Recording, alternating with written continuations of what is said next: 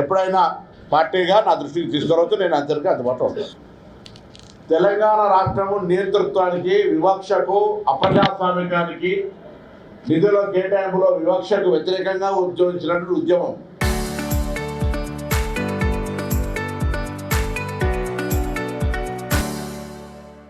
తెలంగాణ రాష్ట్రం ఏర్పడ్డ తర్వాత మన తెలంగాణ ప్రజల యొక్క ప్రజాస్వామిక జీవితం నియంతృత్వానికి వ్యతిరేకంగా స్వేచ్ఛగా బతకాల్సినటువంటి అవసరం ఉంది.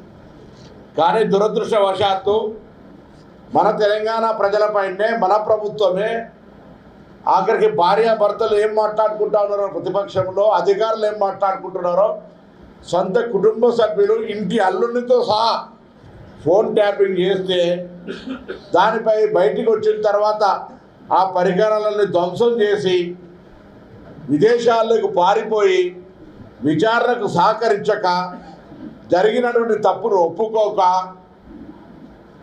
రోడ్డు మీద పడి యాగి చేస్తున్న విధానాన్ని గమనించాలి తెలంగాణ ప్రజలు. అసలు తెలంగాణే స్వాభిమానం.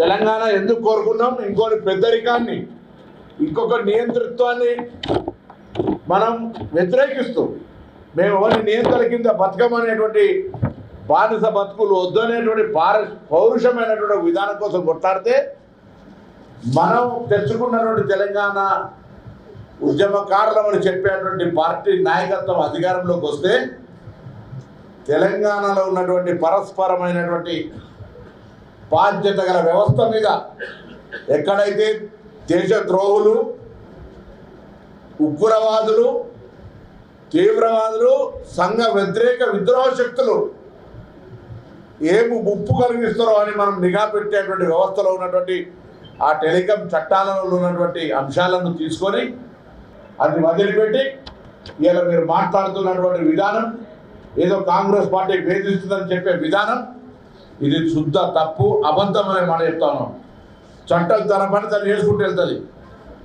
చట్టంలో ఉన్న ప్రకారంగా భార్యాభర్తలు మాట్లాడుకునేటువంటి లేదా రాజకీయ నాయకులు పరస్పరంగా మాట్లాడుకునేటువంటి వ్యాపారవేత్తలు మాట్లాడుకునే అంశాలను విని వేధింపులకు గురి చేయడమో, వాళ్ళు ఆ అంశాన్ని వినియోగించుకొని రాజకీయంగా వాడుకోవడమో పొరపాటు.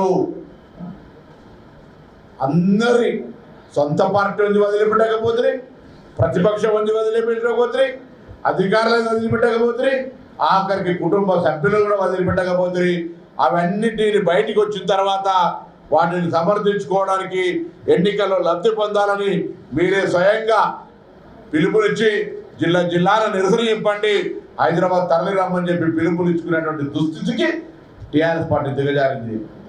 శాసనసభ ఎన్నికల్లో ప్రభుత్వం మీ అహంకారానికి వ్యతిరేకంగా ఓడించారు, మీ అహంకారాన్ని ఓడించారు.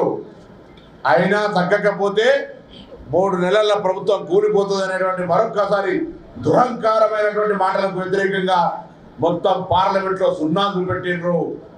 అయినా బుద్ధి రాకపోతే ఉప ఎన్నికల్లో మీకు తగిన కర్రు కాల్చి వాత పెట్టిండ్రు. అయినా సర్పంచ్ ఎలక్షన్లో మీకు బుద్ధి లేకుండా చేసినా కూడా మళ్ళీ ఇప్పుడు తగుదునాం అంటూ ఈ యొక్క టెలిఫోన్ ట్యాపింగ్ పేరు మీద ఏదో సానుభూతి చర్యలు తీసుకునే విధంగా చేస్తా ఉన్నాం. మీరు చేసింది సరైనదా అని అడుగుతాను. ఇలా కాంగ్రెస్ పార్టీ పక్షాన అభ్యర్థి పోటీలో ఉంటూ మిగతా వాళ్ళంతా 3వ తారీఖు విడ్రాస్ లోపల తప్పకుండా విడ్రా చేసుకోవాలని పార్టీ ఆదేశిస్తూ ఉంది, సూచిస్తుందని మాట చెప్తాను. పార్టీ గెలుపు చాలా ప్రాధాన్యత అవసరం ఇవ్వాలి. ఎందుకంటే కాంగ్రెస్ కార్యకర్త గల్లా ఎగరేసుకొని ప్రజల దగ్గరికి పోయేటువంటి ఒక వాతావరణం ఈరోజు ఉంది. అందుకు పోటీ ఎక్కువ ఉండొచ్చు. కారణం ఇవాళ 10 సంవత్సరాలుగా డబల్ బెడ్రూమ్ కడతా అన్న ప్రభుత్వం కట్టకపోతే మనం పేదలకు ఇందిరమ్మ ఇల్లు ఇస్తున్నాం. 10 సంవత్సరాలుగా ఒక రేషన్ కార్డు ఇవ్వకపోతే మనం ఇవాళ అర్హత ఆధారంగా ఎంతమంది అప్లై చేసుకుంటే, ఎప్పుడు అప్లై చేసుకుంటే అప్పుడు రేషన్ కార్డులు ఇస్తూ ఉన్నాం. వాళ్ళకు తినడానికి యోగ్యత లేని దొడ్డు బియ్యం ఇస్తే ఇవాళ తినడానికి యోగ్యమైన దేశంలో 29 రాష్ట్రాల్లో ఏకైక తెలంగాణ రాష్ట్రం సన్న బియ్యం ఇస్తూ ఉంది. 36 కాంగ్రెస్ గెలిచే విధంగా కార్యాచరణ మరి తీసుకునే ప్రయత్నం చేయండి ఐక్యంగా. కొంతమందికి రాని వాళ్లకు పార్టీ పక్షాన హామీ ఇస్తా ఉన్నాం. తప్పకుండా పార్టీ పరంగా నామినేటెడ్ పదవులు లేదా ప్రభుత్వంలో నామినేటెడ్ పదవులు ఇచ్చే విధంగా చర్యలు తీసుకుంటాం. ఆ విధంగా సమన్వయం చేసుకొని మరి ముందుకు కొనసాగాల్సిందిగా నేను యావత్ కార్యకర్తలందరూ కూడా ఈ సందర్భంగా విజ్ఞప్తి చేస్తా ఉన్నాను. చరిత్ర సృష్టించినోడు ఇప్పుడు ఆ చరిత్రని తిరగరాయబోతున్నాడు. అబద్ధాల గోడల్ని బద్దలు కొట్టి నిజాలను రాగా మీ ముందుంచబోతున్నాడు.